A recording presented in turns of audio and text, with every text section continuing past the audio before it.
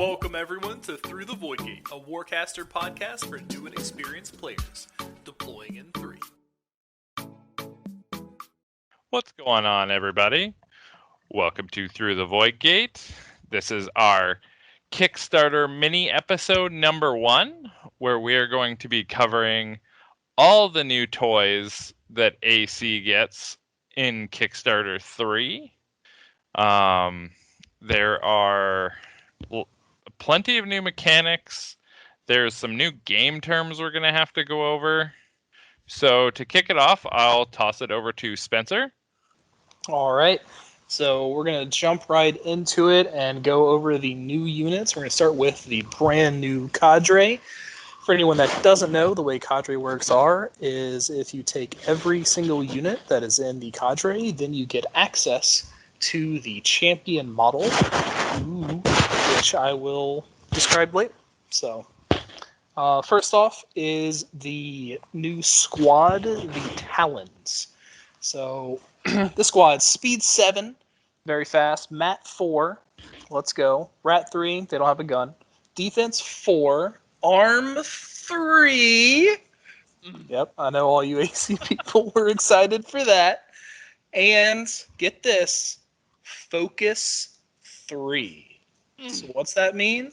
That means we've got a squad of weavers. Now, their range for their Furies is 8. They have an interesting charge where if they're charged, the champion model, if it ends its activation within 10 inches of them, the champion model removes its activation token, meaning you could potentially activate the champion model twice because it's a solo. Spoilers. Could potentially activate infinitely if it just keeps activating around. True, but I mean in the same turn. You can activate it twice in the same turn, which is pretty crazy. Nothing else can do that. So I never even thought that. Yeah. I'm blown.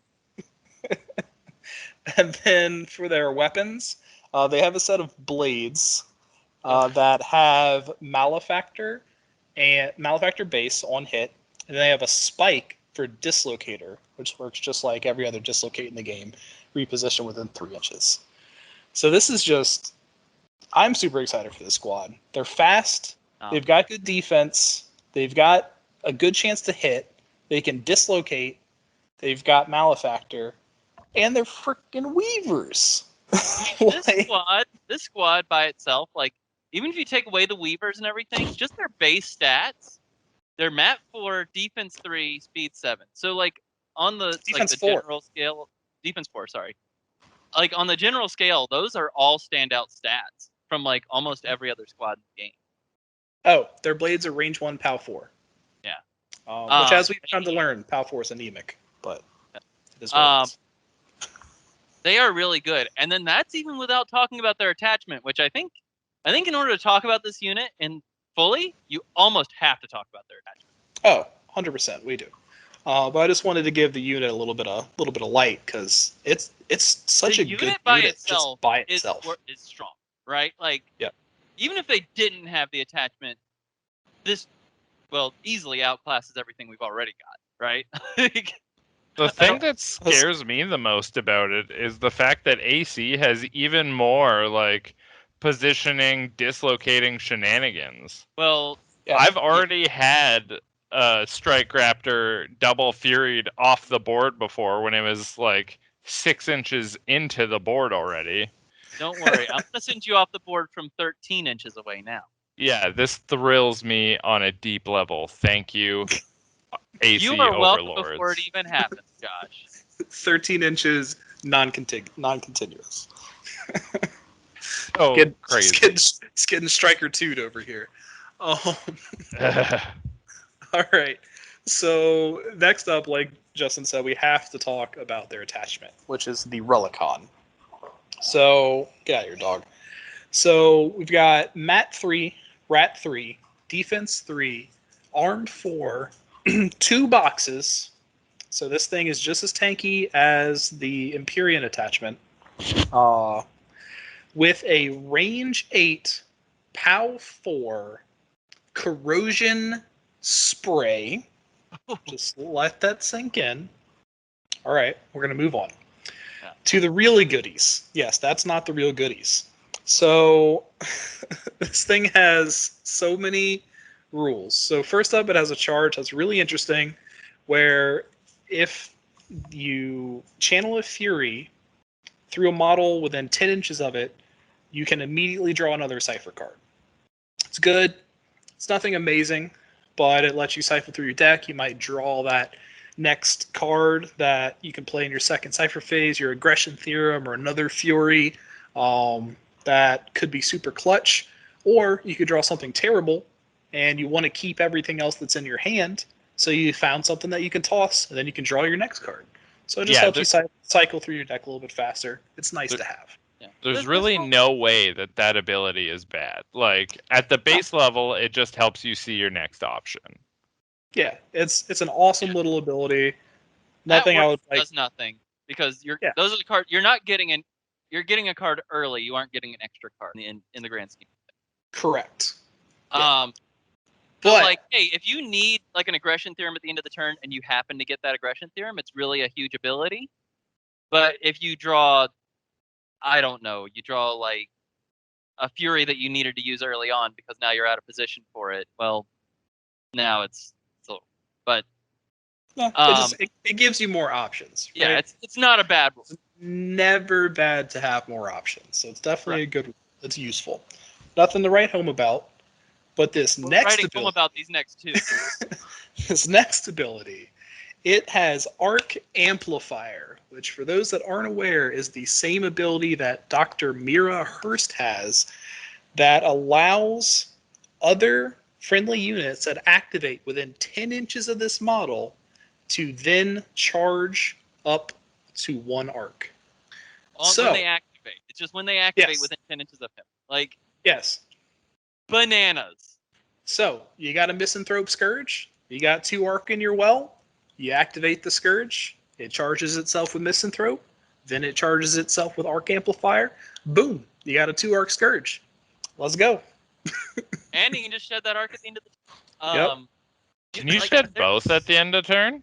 Yeah, you can with Arc Exchange you can shed any amount. Oh. Yeah. Oh. It's glorious. Yeah. It's okay. It's no, that ability is actually really, really crazy. Especially like I didn't even realize about the Divine Witch double activation thing you just mentioned. Like that didn't even cross my mind. But so that means the Divine Witch can activate, do 2 high intensity Mat 5 attacks. Well, we'll get there. But and then make another solo, and then activate again and make another solo. Okay. Yes. To be clear, when he says the Divine Witch, he means Divine Tempest, correct? Yeah. Yes. We've been calling her the Great Witch. Like the community's been calling her the Great Witch for so long. Like, because that's what she was spoiled as. She was spoiled as the Great Witch. Really? I feel dirty thinking of him as like a trash can from the model, but like. I can see it, I guess. But it's like AC themed trash can. But he's so good. I hate thinking about him like that. He's definitely not trash. Yeah. Also, he's on a 40, and like his model, just based off the renders, just looks so big. We'll see how big it actually turns out, but it looks big. It looks like it hangs off of that 40. Yeah. So we'll see. We'll see how it turns out. Now, if anyone hasn't played, Empyreans or ISA with Mira Hurst on the table, the amount of shenanigans and just the ability to move arc around to be able to get the most out of your models with this ability is just insane. Like, it completely changes how the game feels and how you play. So being able to have this on a non-hero model that you can bring out multiples of, that you can resummon and cover huge portions of the board. Like, say, for example, you wanted to you wanted to activate that Scourge that we mentioned earlier and activate the Divine Tempest now that it's been spoiled.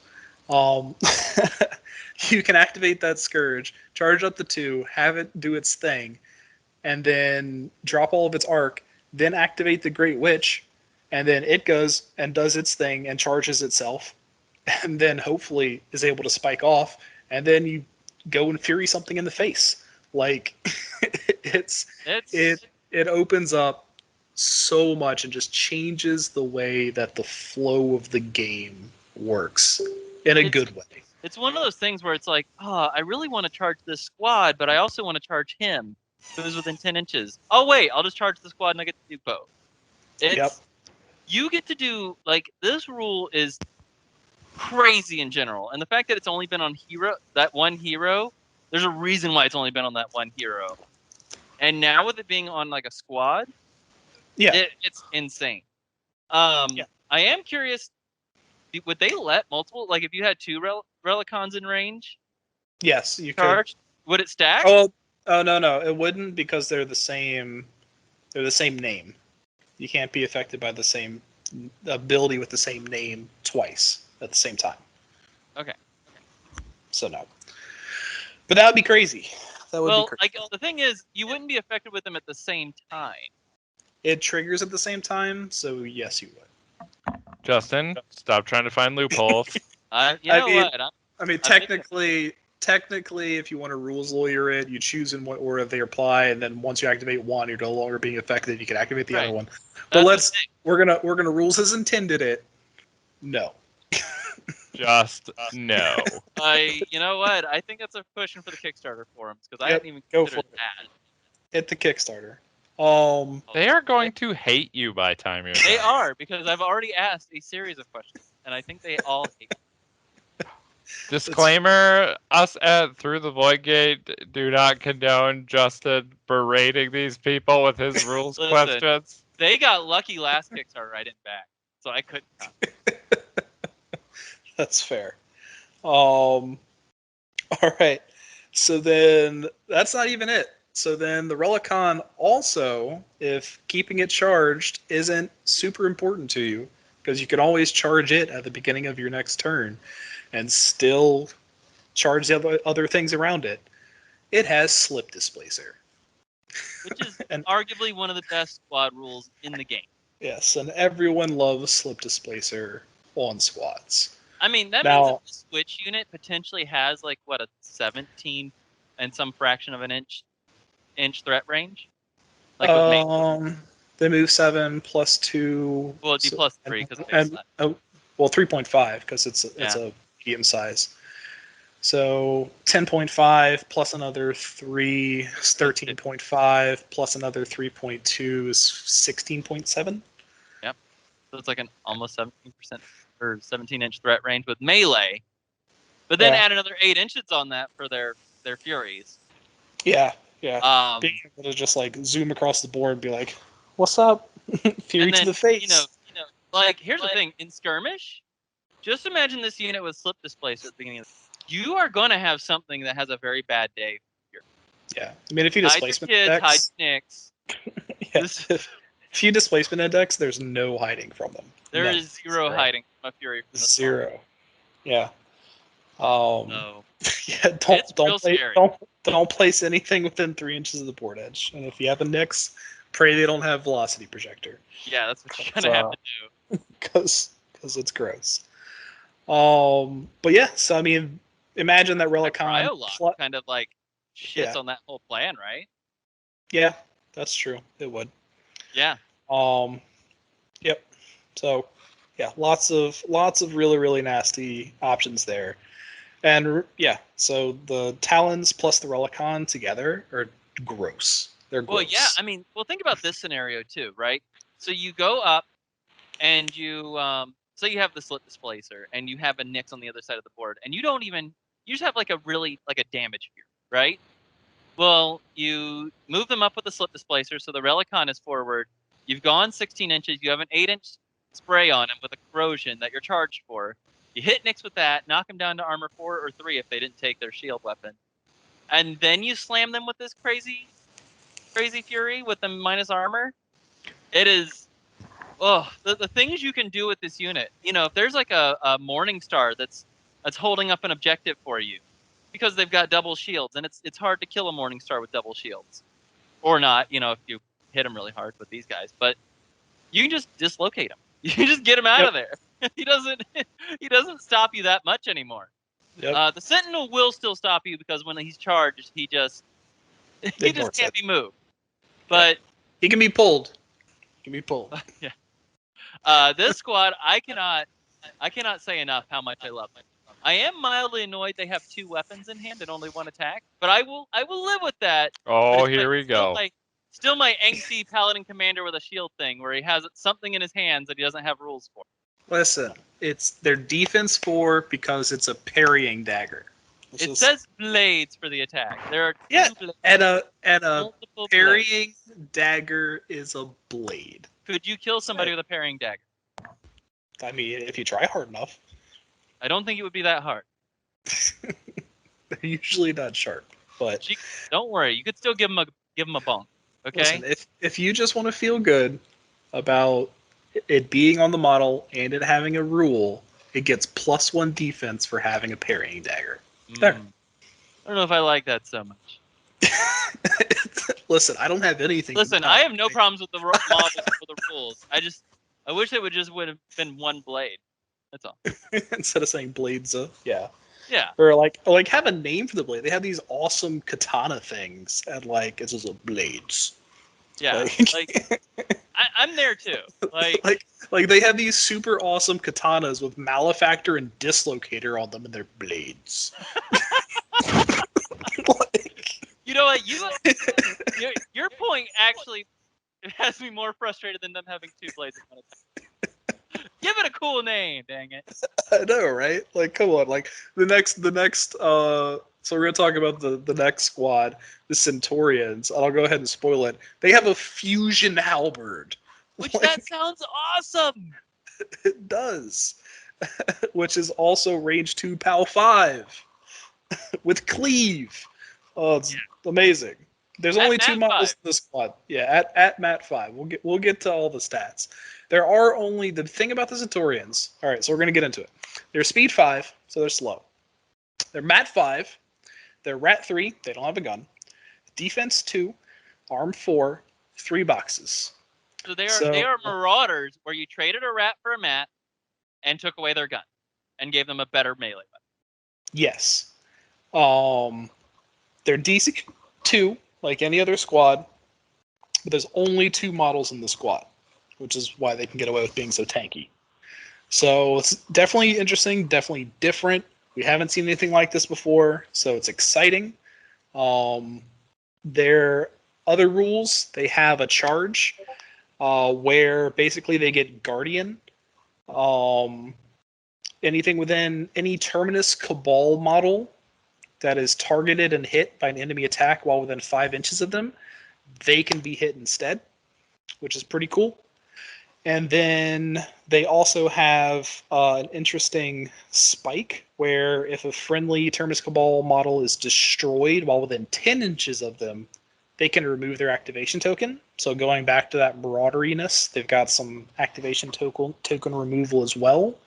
Kind of situational, but hey, it could come in handy one day. I got a quick question.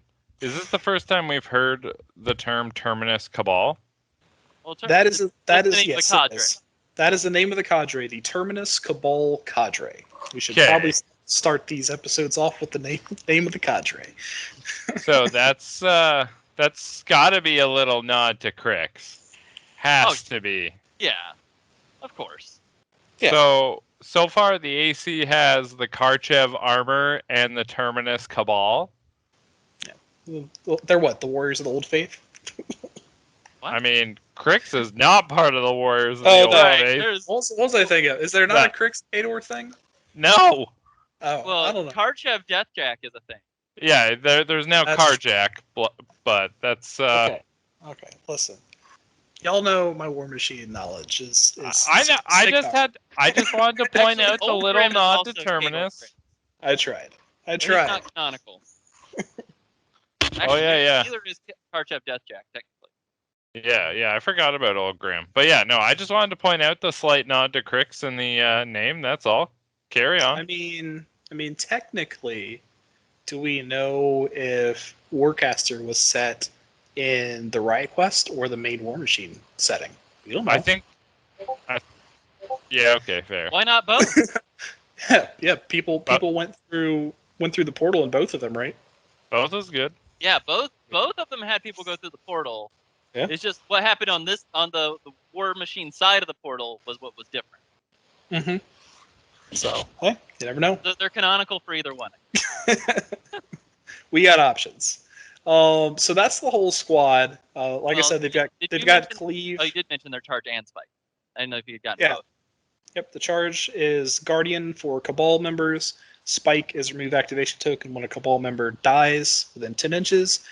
They have a range 2 POW 5 fusion halberd with cleave, which is nice because they, even though there's only 2 models, they can get sneaky amounts of attacks because they could potentially wipe out an entire squad with cleaves at Mat 5 POW 5. It's pretty nice. They could wipe out a whole lot more than that if they put like the extra melee attack card on them. Oh yeah, they can go. They could each get like 4 attacks that way if they kept killing. Hey, look, now they're infiltrators. Yeah. But what's kind of interesting about these is this is a callback to normal AC where your charge and your spike are kind of like working against each other. You're never getting both at the same time.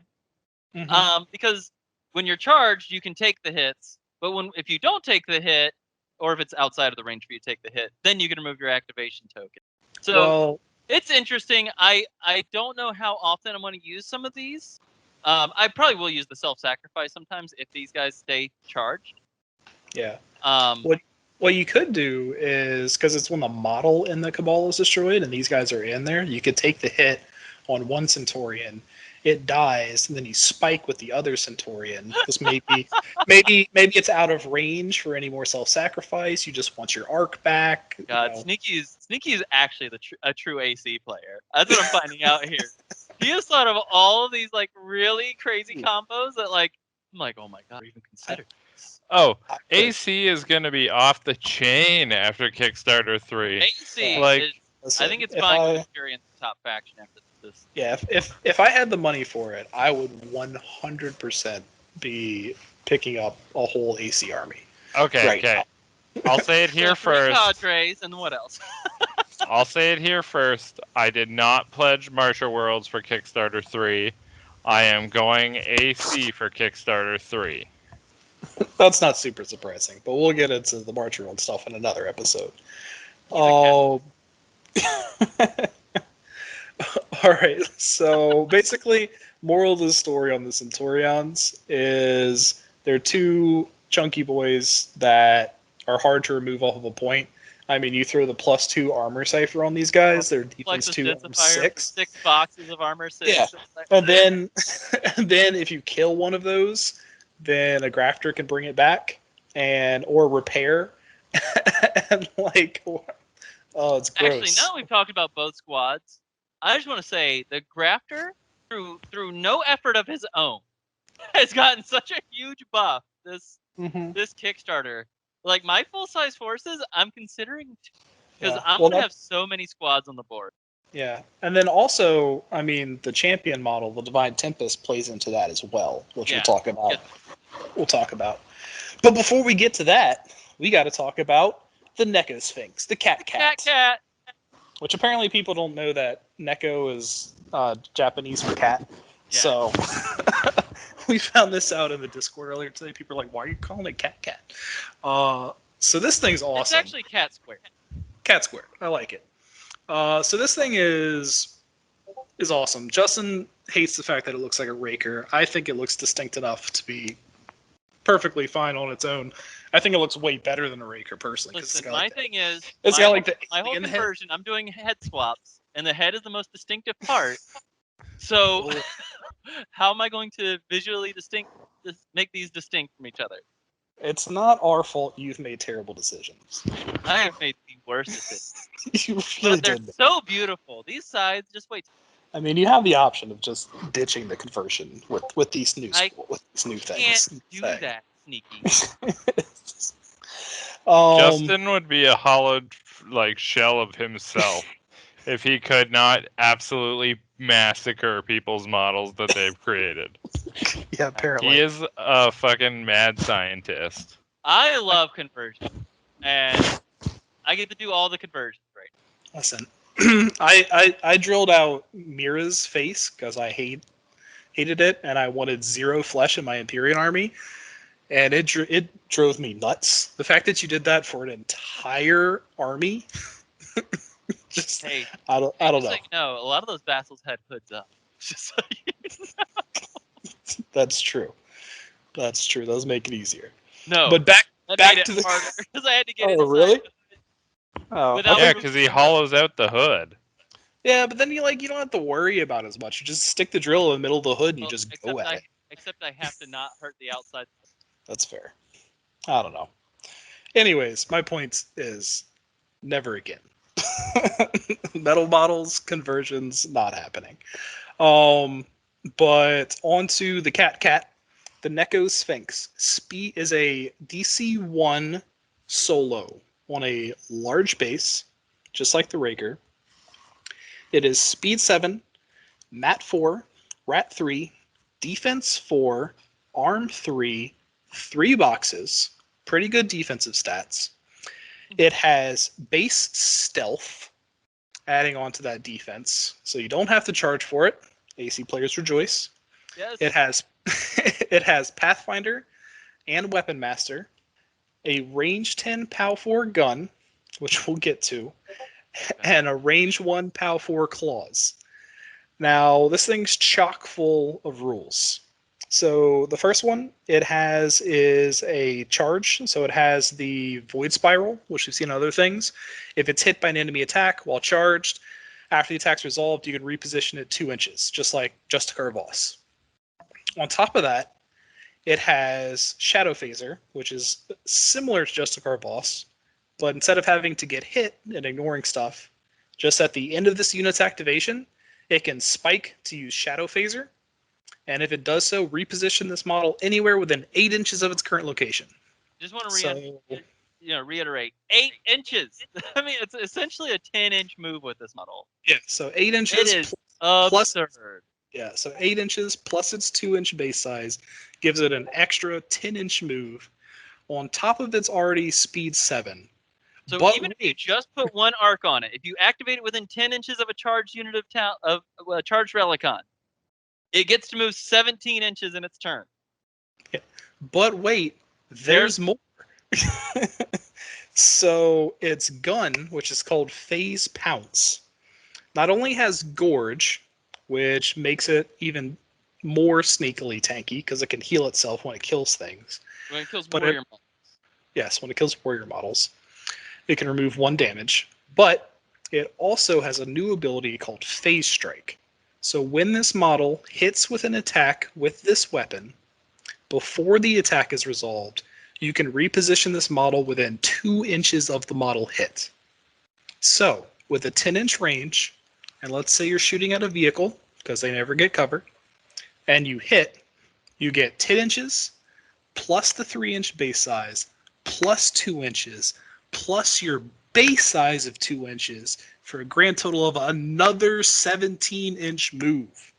So this thing could potentially, in a perfect world, have like a 34.15 inch move, because the bases are not 3 inches; they're just 34.45. Yeah, that's what. But that's not even a perfect world, because then in your second cipher phase, you aggression theorem, and you do it again, sending it another. That full size board is feeling a lot smaller these days. Another 17 inches for a grand total in an absolutely perfect scenario of 51.6 inches. Kitty, you go now. Yeah, it's crazy. Now, admittedly, that's a perfect world. This thing is Rat 3, and you can only put 1 arc on it. It's, unless you're hitting a Storm Vulture, your odds of hitting are not great. Yeah. For those that don't know, when it happens, it's going to be crazy. Yeah, there's a lot of potential for shenanigans here. Like the Face Pounce, gives you some options, but even just having a guaranteed 17.15 inch move. Well, I mean, and then even if you just scale that down to hitting a small 17.2. Say you shoot a Marauder or a Squatty, you lose 2 inches off of that, so you get a 15 or even 14 inch just off of the gun. Yeah. It'd actually be more like 15. Yeah. You would I mean, still get even a with 15-inch move just off the gun from anything because it moves you on hit, Mhm. not on like damage or anything. So like Yep. it isn't like you're gonna kill the model and then not be able to place off of it. It's Right. on hit, so you will get this movement. Like if you hit the potential with this model is absurd. Yeah, has a really high potential for shenanigans. Like, yeah, it's pretty crazy. Yeah, I mean, in the game of Warcaster, you can shoot then move too. Yep. So like if that vehicle's already within 10 inches, Yeah, you can shoot, then move, then spike.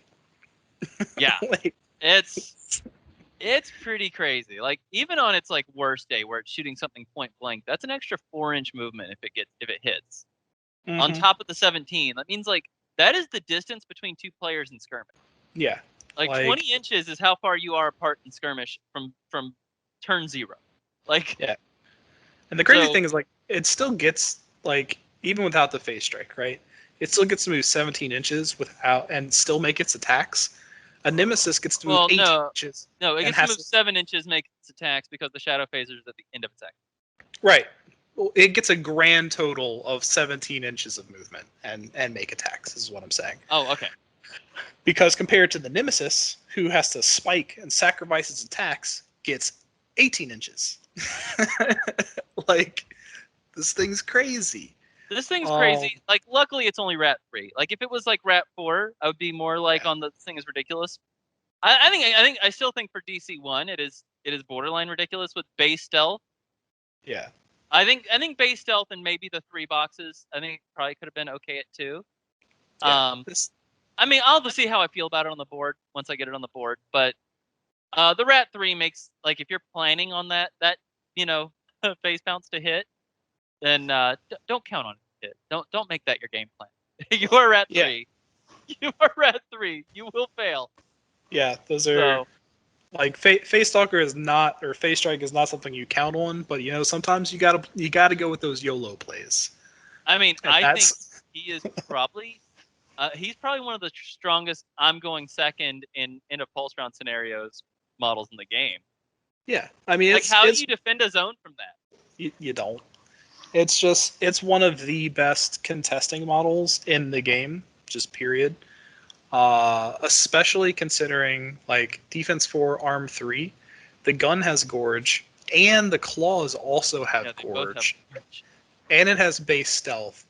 So it's sneaky tanky. It can go potentially wherever it wants. Like, this is just a really good contesting model. I wouldn't count on it for output, but if you want something to go run around the board and make your opponent's life hard. Hey, and this is an objective game, right? Cat got you. Get on those points. Yeah, we've got the game. cat for you. Yeah, if you can get on the points, you can win the game. I'll take that 3 is of these that is all. days. Yeah, that's all that matters at the end of the day is, do you have things on points? That's what the game comes down to. And now we get to like probably the arguably the strongest model in this cadre. Like we didn't even get to the strongest model yet. There's no argument here. This is PP has confirmed this is the strongest solo in the game. And I don't know. I think a rule is like a word with her, but I mean, it is 100% the strongest non-hero solo. Okay. And it's up there with heroes. It's up there. So the champion model for the Terminus Cabal Cadre is called the Divine Tempest, as we've gotten into. So this is a Speed 6, Mat 5, Rat 4, Defense 3, Arm 5, Focus 5, with 4 health. It is a heavy warjack in solo form. 4 DC 2. So we'll jump into these rules because it has some rules. First off, its Fury range is 12 inches. It has Living Terror, just like Morgrave, which means that it gets +2 defense against melee attacks made by warrior models, meaning that it's potentially a defense 5, arm 5 4-box. And squads are coming up big this Kickstarter. So like before, if somebody had told me, yeah, it's got Living Terror, I'd been like, okay, well, I got some boss protection. But nowadays, you've got all the Aeon's protection, you've got all the Terminus Cabal protection, you've got you got a lot of protection out there actually now. Yeah, So, there's so a do not lot. sleep on that rule. That rule is actually like much more relevant than it used to be. Yeah, there are a lot of scary warrior models now. So before I jump into the two crazy rules, I'm just going to jump into it. It also has, so it's weapons. It has let's something. talk about the weapons with the weapon, right? Right. So, well, yes. So first off, it has 2 keys of hell and death, and it has Weapon Master. It also has Revelator and Pathfinder. So it has 2 keys, Hells and Death, range 2, POW 5, with high intensity and siphon power. So just like Morgrave again. So this thing's, if it's charged, it's swinging at you at Mat 5 with 2 red dice with 2 POW 5 attacks. And if it's not gross. charged and it kills you while you're charged, it just gets charged. Yes, it's gross. And then I kind of want to talk about Rites of Sorrow before we talk about the gun. Okay. Yeah, so I'm gonna get into that. So Rites of Sorrow. So this is where the model gets really interesting because it's completely unique. Actually, this might be the most controversial rules in the model because I think some people are really down on this rule, but it's actually not bad at all. Yeah, not at all. So there's 2 parts to this rule. So 1, when this unit is deployed, it must be placed within 5 inches of a friendly Talon model. So it has to be deployed near a Talon squad. So within 5 inches, so it gets you the Void Gate plus an inch plus 5 inches plus 2 inches. So it's got to be 8 inches from the Void Gate. That's a pretty big space, right? Mm-hmm. On top of that, it says deployed. So AC has this lovely little card called Recurrent Apotheosis, where you can target a warrior model, and then poof, it becomes a solo. Divine Tempest is a solo. And it does not classify a base size on that poop. Correct. There is no base size restriction. There is no deployment cost restriction. There are no restrictions at all on the card, unless it gets errated. So you could have one of the crazy things that I think is nuts is you could deploy out of a Void Gate, say a Talon squad, near a objective, right? Say that squad survives, or at least one member of that squad survives.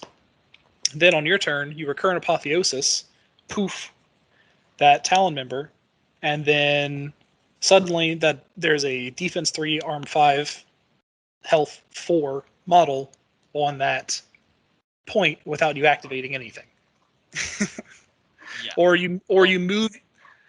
This actually makes even more sense. You move your Talon squad over to the point, but they're not able to get onto it, but they're really close, and then you play it, and then poof, as long as they're within 0.8 inches of the objective, then the Divine Tempest can actually be on the objective, which is pretty crazy. Well, and also, one clarification on that too is, say you're deploying a Talon squad out of a gate, you can. It isn't like the Talon squad had to be on the board beforehand. You can put the Talon squad out, and then that still makes it legal for you to put the Divine Tempest out. Right. Just in case anybody was curious if summoning is simultaneous, so you wouldn't be able to do that. No, you totally can do that. Apparently, models go on one thing at a time, so then you would be able to put the Divine Tempest on. So as long as your gate has 4, but if it has 5, you're very happy. Arc on it. You are going to you could put out a Divine Tempest and a Talon squad. And that is a whole lot of power you just put on the board. Yeah, because next turn, you can activate both of them. Because one's a solo and one's a squad, and they're both super scary. Like, it's gross. Now, if you bring something on via recurrent apotheosis, can you activate it that turn? You could. Yep. Gross. That's why her having siphon power on those keys of hell and death is actually kind of cool.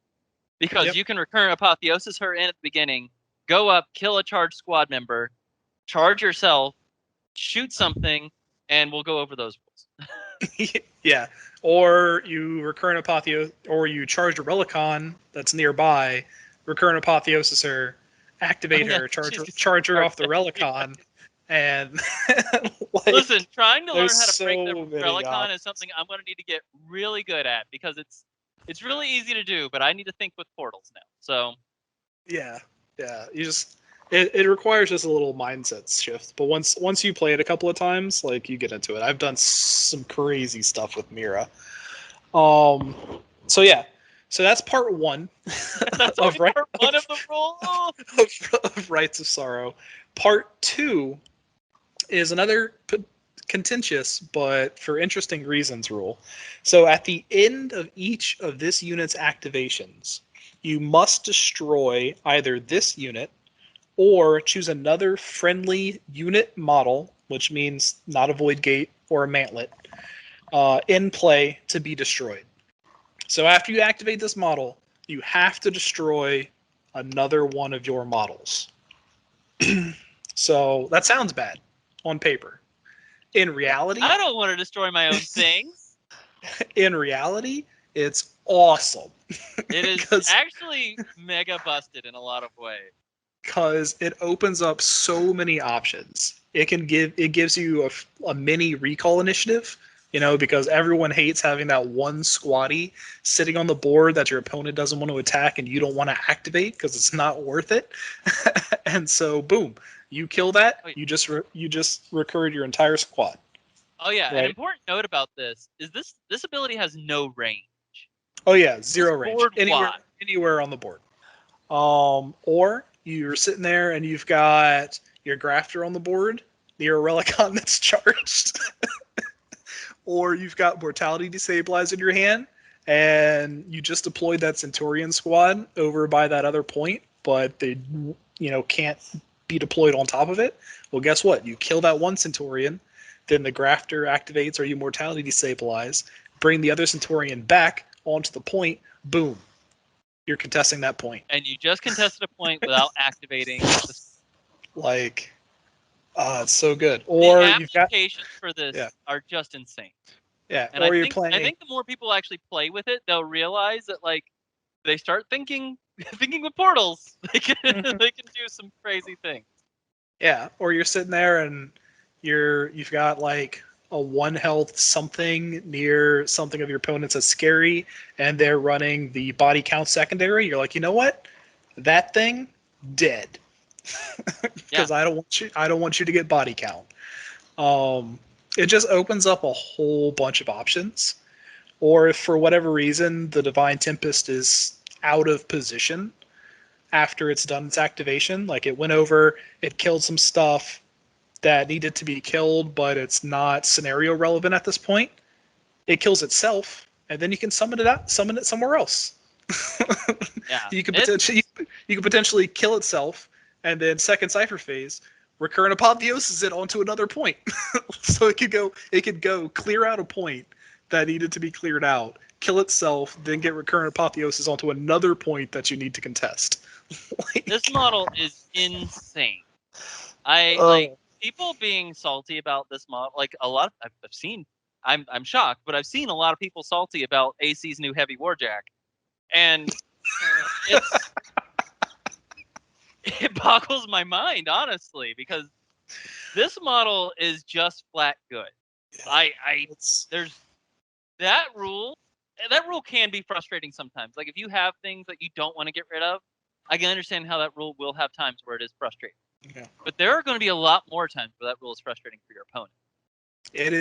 This is the base tankiest model in the game. Base tankiest model, yes. And I mean that's even without saying like Revelator with your Furies. Well, actually be important sometimes. Current rules as written, Revelator doesn't work on Furies, but I'm sure that's going to be fixed. Yeah. Yeah, because it doesn't really make any sense. That's right. It only works on range attacks. You're right. 100%. Got ahead of myself. And then we haven't even talked about her final rules for her gun. Yes, and And finally, wait, there's more. wait, there's more. We've only had to say that like 5 times with this model. I know, right? Well, this cadre has so many rules. I can't wait to do martial rolls. It's just going to be like, yeah, they do this. Yeah, thanks, guys. Thanks for that. Hey, you know what? You're At welcome. least you don't have to replace half your faction. I mean, Yeah. I'm buying your whole faction, so there's that.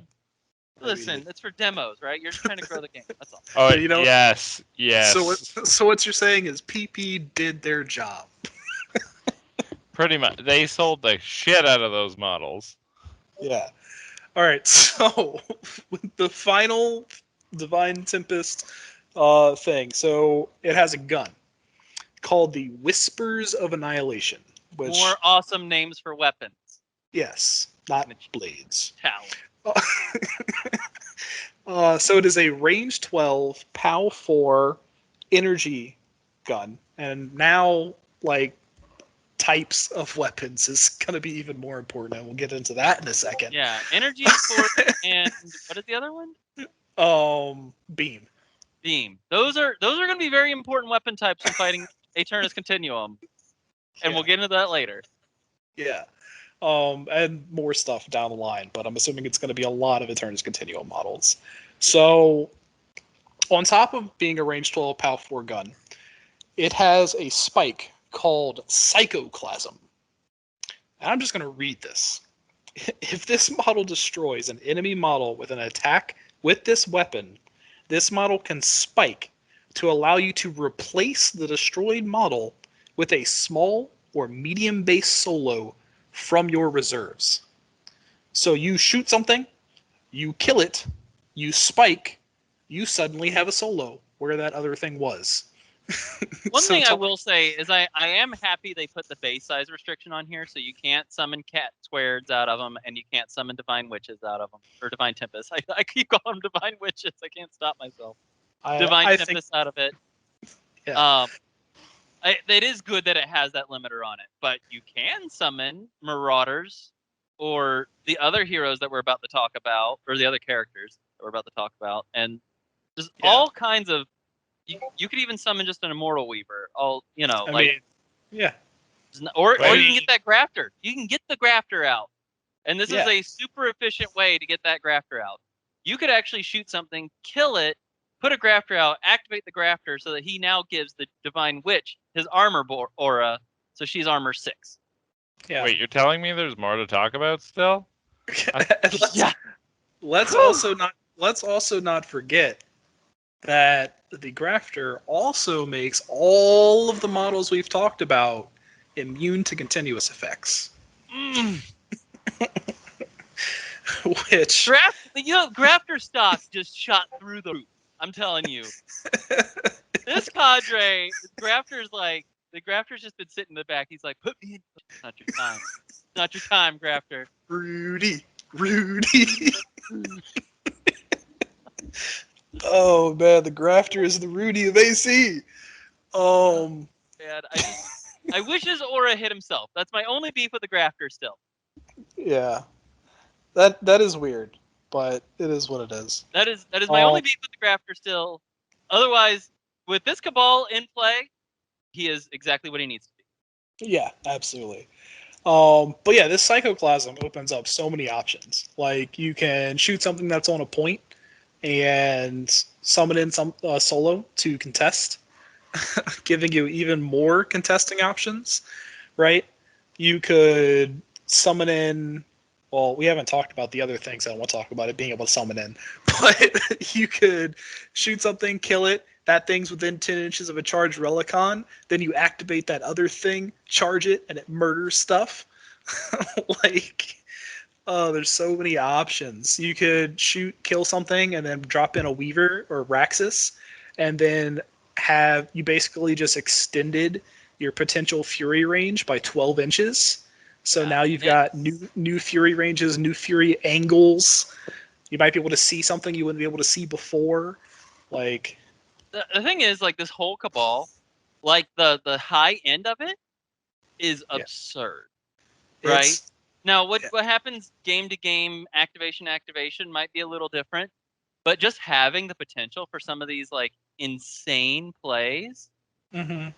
is just it's a breath of life into the AC faction, who, you know, like generally speaking has been kind of like bottom tier so far. Yeah, it's But just I do not see them staying anywhere near the bottom with these. 100%. Like with these new models, you have a bunch of reliable models that are good at doing just the basic stuff that you expect them to do. On top of having all these extra little tricks that you can pull out when you need them. And that's what I've really liked about playing Empyreans, is because they play a lot like that as well.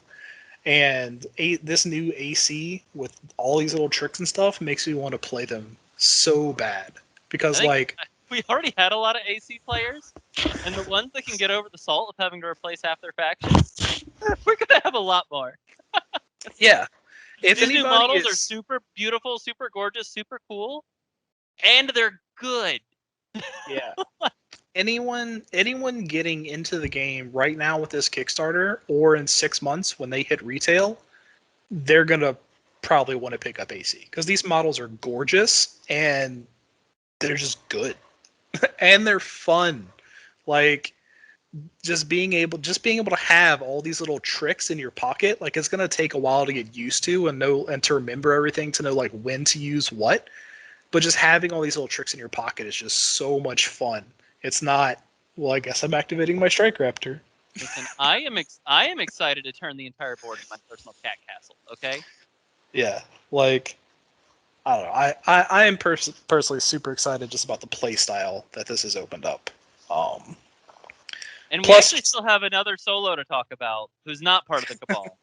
yeah, And it And the actually hero. adds more cool stuff to potential. yeah, we have another solo and we have a hero. So we're going to talk about the solo next. So this is a non-cabal solo. So this solo is the Vassal Boss. Don't get too worried. This model's actually good. So it's speed 6. This model's really, really good. Actually, I will say this model is the definition of glass can. I mean, it could be more glass, but it definitely is.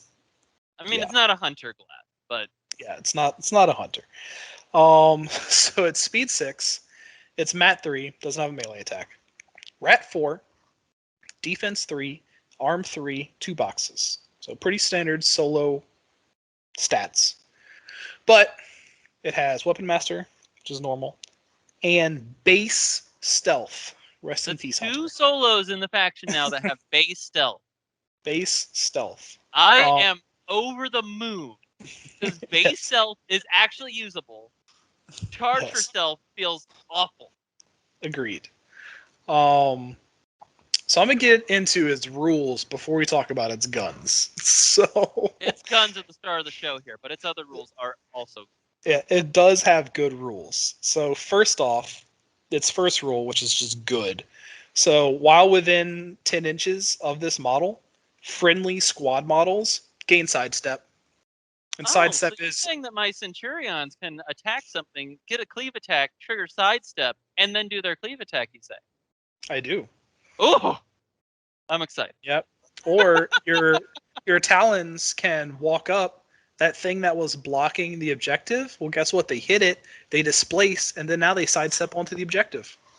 Oh, this is so good. Like, oh my god. And I guess Like- the rule doesn't say what sidestep does right there, but when a model hits an enemy model with an attack after the attack is resolved, this model can move 1 inch, which is Right. range attacks, it's melee attacks. It's just whenever that model makes an attack, it can do it. So As I long know as you the hit, new stuff you doesn't can- have. I know the new stuff doesn't have range attack, but for the if you still feel the need to play old vassals and you want to shoot at things, and you happen to hit with their rat 3, you would be able to move 1 inch after. yeah, which can be useful. And actually, it lets the raker move a little bit silly, because the raker could potentially have 2 attacks and an activation, and the face stalker, or whatever the thing is called. Mhm. So he could actually move like the normal squad movement plus his 3 plus potentially another 2. So you can do some real AC is just so full of shenanigans now, and I am so happy. This model also does have sidestep by itself. Yes, I was going to get into that. So then it also has command interface vassal, which works like the Paladin Commander and other things where it can spike to remove an activation token from a vassal squad. My opinion, that's a freebie. This model's good enough. That's a freebie because it's probably not getting used anymore. Yeah, this model's good enough where you could run no vassals in your list, and I would still want this model. Yeah. It also has phase sequencer, just like every other vassal, so it can spike to move through stuff. Except rough terrain. It can move through rough terrain. It just takes the movement penalty. It can go through a brick wall, no problem. Put some rubble on the ground, make the footing a little unsteady for it. He's tripping all over the place. Phase sequencer bothers me as a rule, just because aesthetically it doesn't make a ton of sense. But whatever. You know what? That's another freebie. This model doesn't need phase sequencer. Yep, it could be useful. We'll see. It also has sidestep, like was mentioned, and then it has 2 heavy submachine guns. Which the rules for this doesn't make any sense because submachine guns don't have rules like this. But it is a range 10 POW 3 phase projectile cannon, so when it's charged, it ignores line of sight and cover with armor piercing. It is only POW 3, but it is exactly a phase projectile you know and hate from Empyreans. On a solo, ×2 with armor piercing. With armor piercing at Rat 4. At Rat 4. It's so good. Its potential to put in work is super high. I mean, what are the odds of it just flat out killing like a Storm Vulture, who's defense 2, armor 4 with 3 boxes? You need to roll a 9, but you're rolling 3 more dice than the other person to hit them. Yeah, I don't think it's astronomically low. I don't think it's high that you'll do a one shot, but I think in one activation, it's realistic that you can. Yeah, I mean, you roll slightly high with like a 6 or a 7, and they roll low with a 0, which is not uncommon for 2 defense. Well, in that situation, I think it just flat dies. Yeah, well, that's what I'm saying. Rolling a 6 isn't super crazy, and then rolling a 7, like that's a good roll. But rolling a 6 on 4 and 1 isn't it's not crazy, and rolling 0 on 2 dice is normal, and that puts you at 6 red dice and 3 white dice with you only need a 9. Like you get 2 super strikes out of that, and you've got it, right? Like the only bad side of this gun is that it's ballistic. But even then, the thing is, all the new models, did anything get defense? No. So the thing is, all the new models, like 95% of them are good, and people will play like 95% of these new models. Is that fair to say? Yeah, absolutely. Yeah, oh yeah, totally. Okay. I'm not even just talking about Aeternus. I'm saying like all the factors.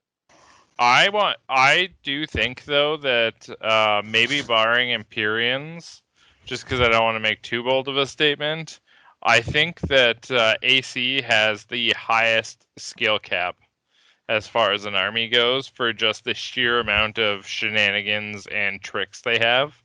It's going to take so many reps to like make them all become part of your repertoire that it makes them super compelling to play.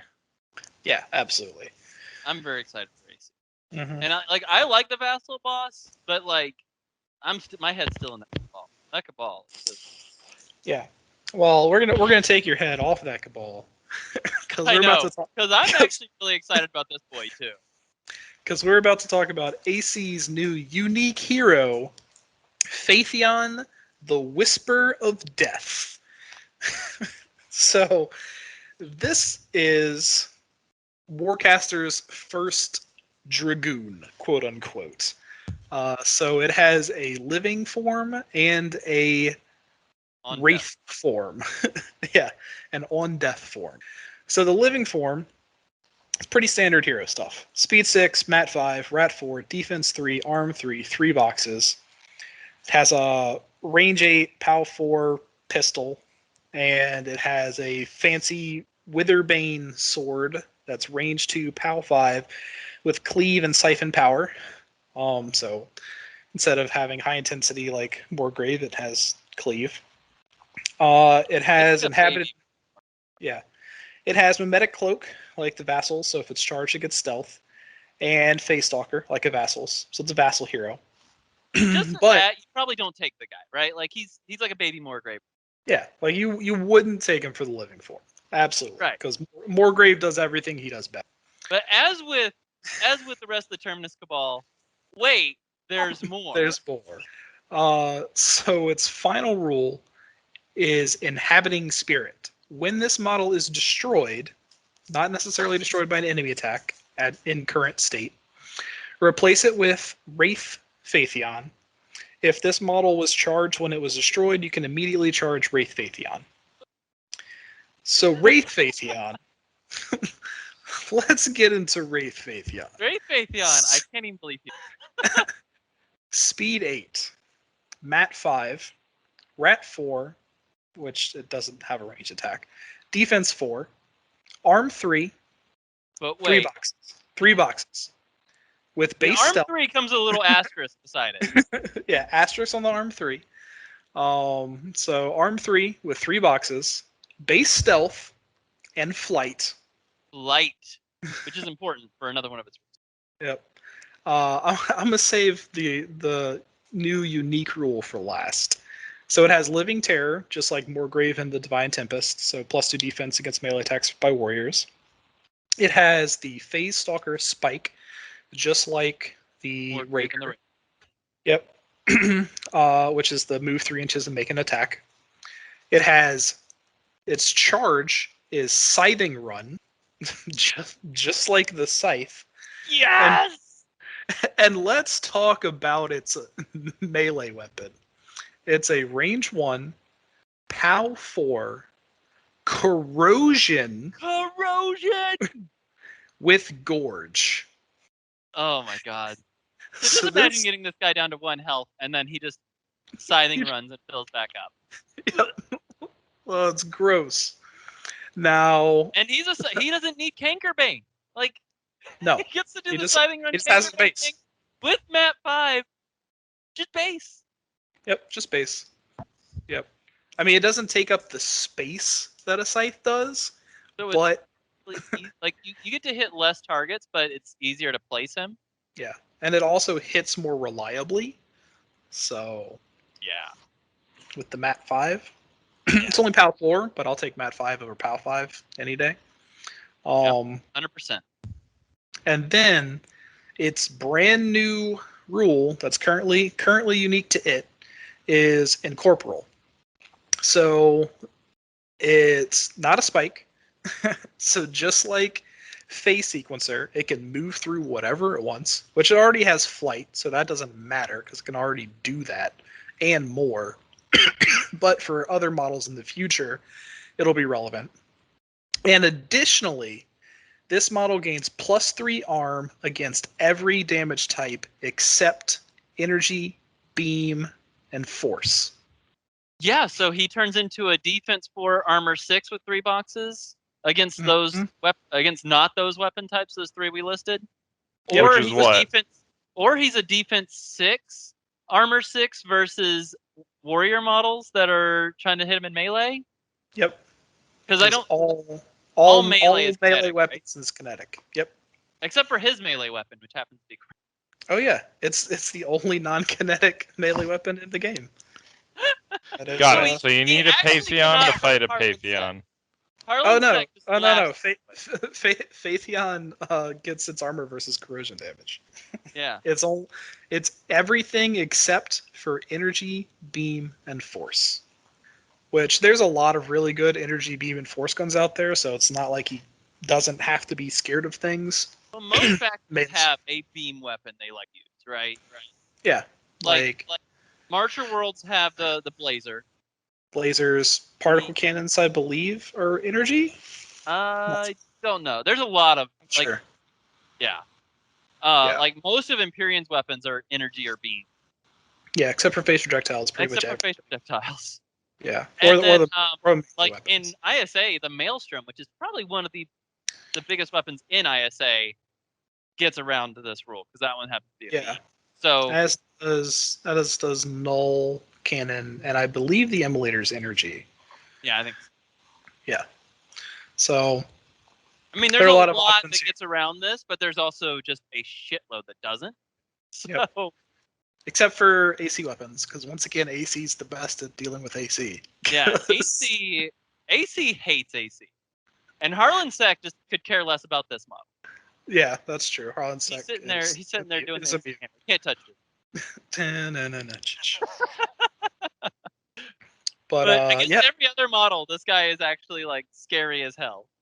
yeah. So all in all, you've got a speed 8, mat 5, defense 4/6, arm 3/6, with 3 boxes, with a range 1 POW 4 scything run gorge corrosion.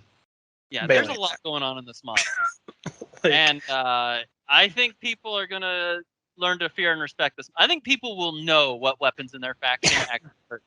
oh, absolutely. And the thing is like Phaetheon, like the Wraith, is disgusting. Oh yeah, and he's got stealth and flight, so he gets +2 defense versus melee from non-flight, and he's got stealth for raid to deal with raid stuff. So he's even harder to deal with. But like you got to remember, this is actually 2 models in one.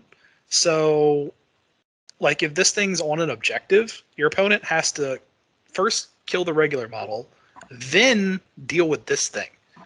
So. Well, because it's 2 models in one, also think about if you are playing with body count. If they kill both forms, that is 2 counts per body count. It is not just 1. This just is be true. aware of that.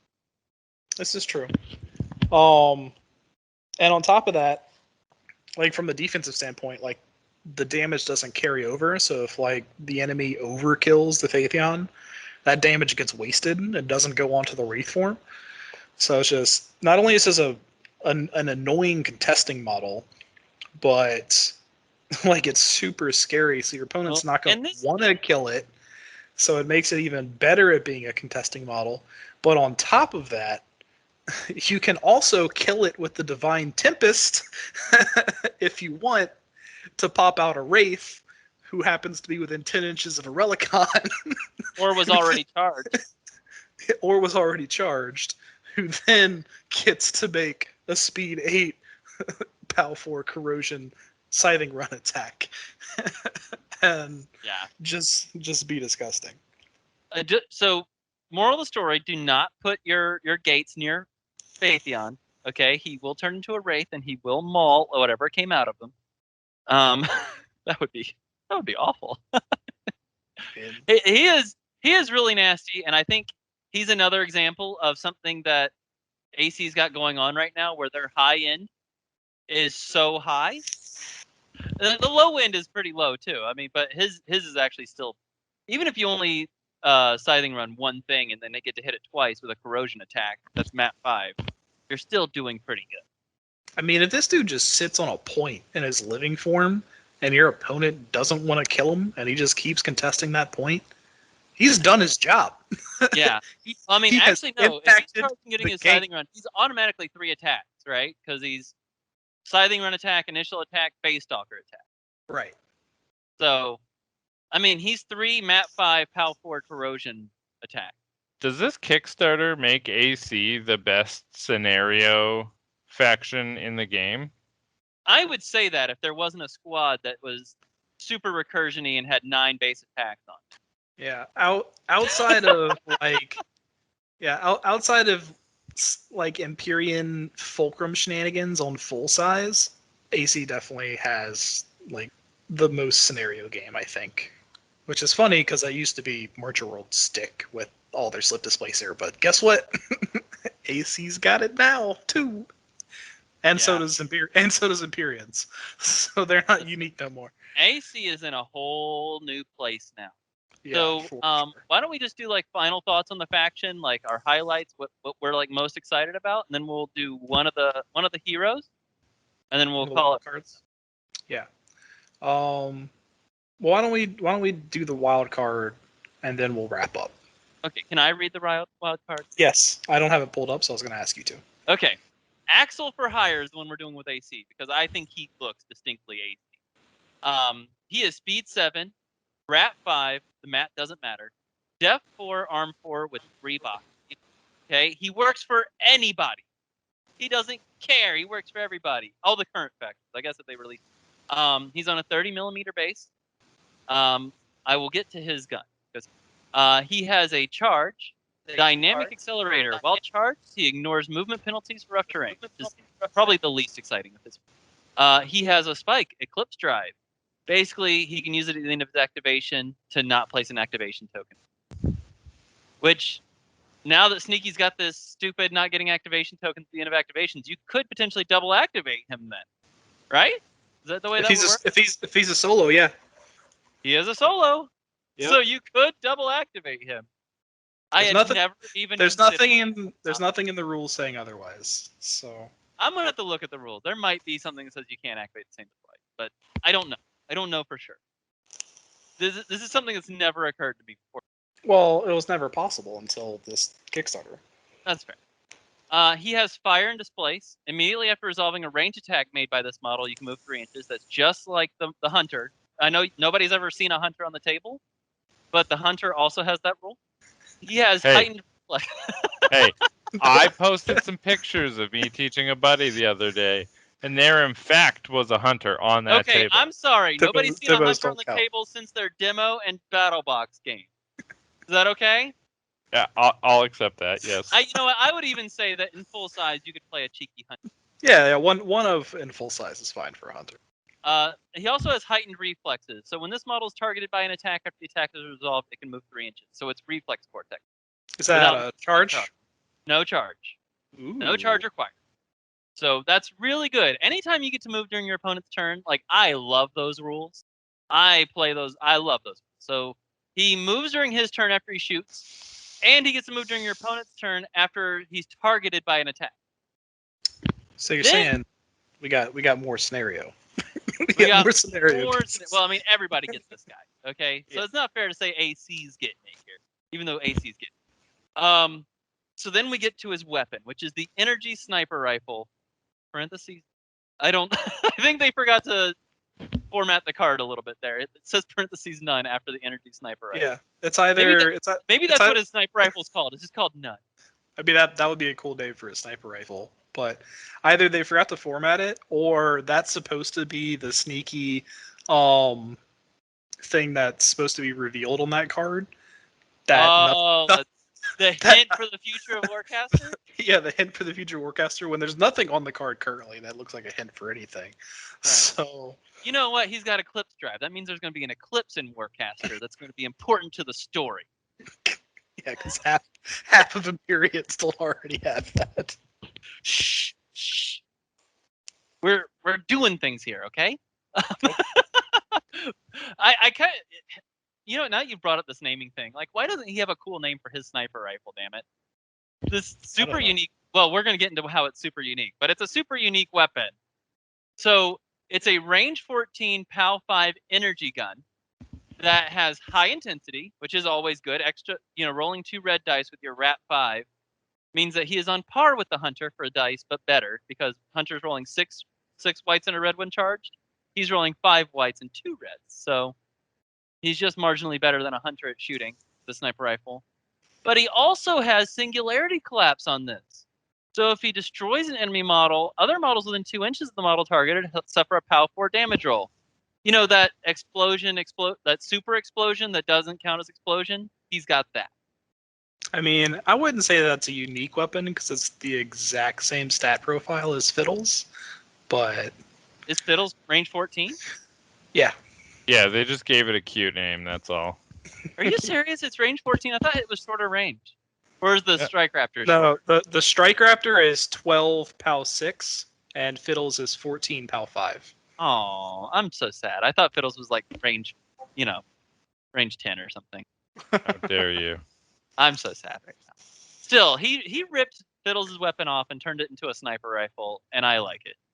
I think this guy's super. I like that head. I like that head cannon. I'm down with that. How dare you disrespect my boy Fiddles like that? I mean, you disrespect him all the time. You're like, First, I just put him on the table so first, people might not shoot at my strike round. Fiddles is a girl, but Oh, yes. my bad. His headcanon, it's a boy. Hey, the That's girl true. can still a You girl no, can still be my no. boy in theory. This is true. This is true. It's just a turn of phrase. Just throwing it out there for the people. Got to make Travis happy.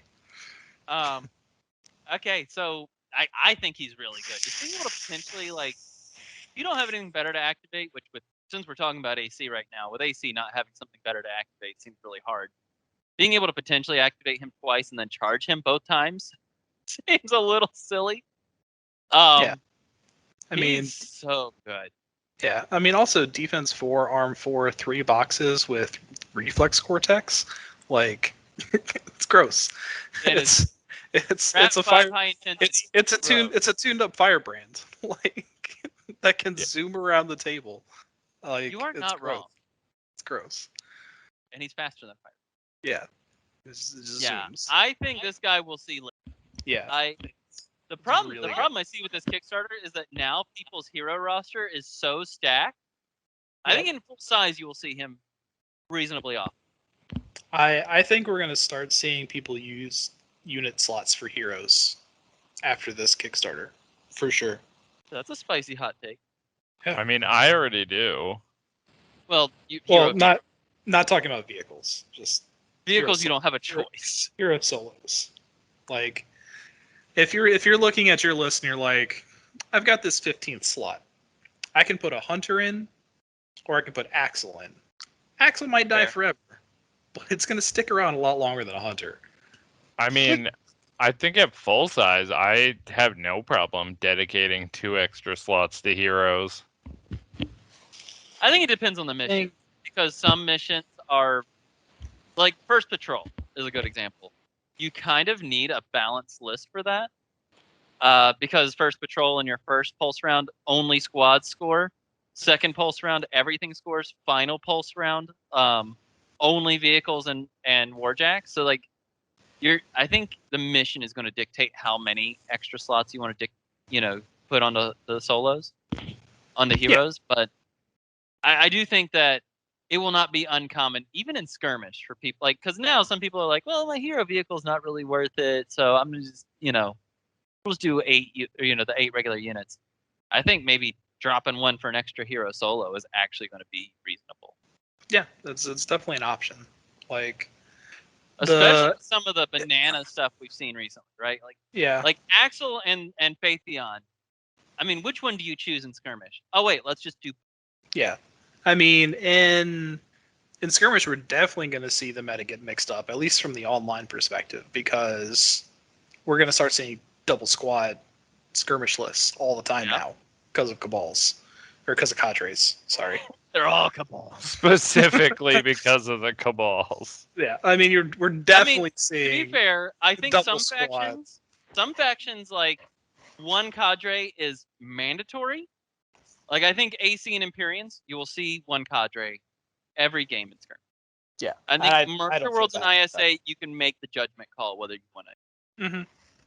I agree. Especially Marcher Worlds. So do we want to? Is that everything? That is everything we would like to cover in this, like all the models for this episode. All right. Well, let's round table it for some final thoughts. Let's start with Justin, since this is his jam. Okay, listen, I have been mildly mopey about AC. I think it's very clear. I have been.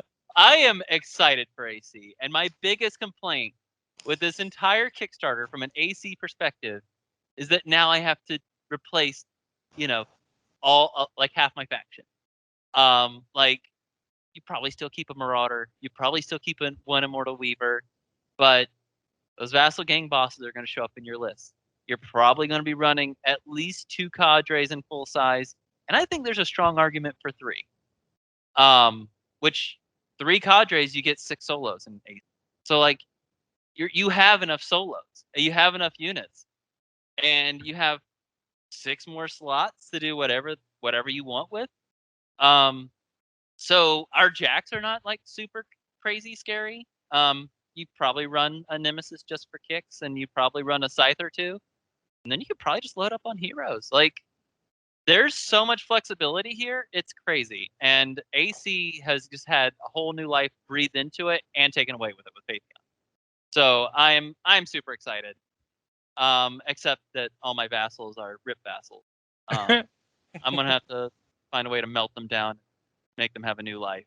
That would be the AC way. What about you, Sneaky? I'm super excited to see these on the table. I want to play them, but I don't have the money for them to buy an entire new army. So that's unfortunate, but I might play them. I'm definitely going to be playing them on TTS for sure. Not sure about the league, maybe, but we'll get into Empyreans later. But I'm super excited to see them, to play against them. It's going to be a lot of fun, like pitting my Empyrean shenanigans versus other people's AC shenanigans, and I can't wait to do some AC shenanigans myself. So I think AC has come up really, really hard with this Kickstarter, and like Justin been saying, I think they might be number 2 right now. Yeah, and I don't think the gap between number 1 and number 2. No, Yeah. I don't think there's a big big I think, disparity But I between still the two. feel like Empyreans are on the top. And I think part of that is just because the things they got weirdly align them well against AC. yeah, and like, I mean, Marcher Worlds is still Marcher Worlds. They didn't lose anything, and I don't think that they're really any weaker than they were. So they're still going to be super scary. So I think things are in a good spot for a lot of the factions right now. I like think 3 factions and notably did. I think that, as I was saying earlier, AC has become the highest skill cap faction. They're going to take a ton of reps, but the things that you'll be able to do when you master them will be insane. And that being said, I am so excited to be picking up AC as my second faction. I'll still be playing Marcher Worlds because Strike Raptors still go burr, but the lunacy that is AC post Kickstarter 3 is amazing. So I'm very excited. I am very happy for the AC community. Let's see how far we could stretch the insane things that they can do. Our wallets are in mourning, but we're happy otherwise. I just don't think about my wallet, and that's how I get through the day. And on that note, guys, thank you for listening, and we'll talk to you guys next time. Thank you. Bye. Adios.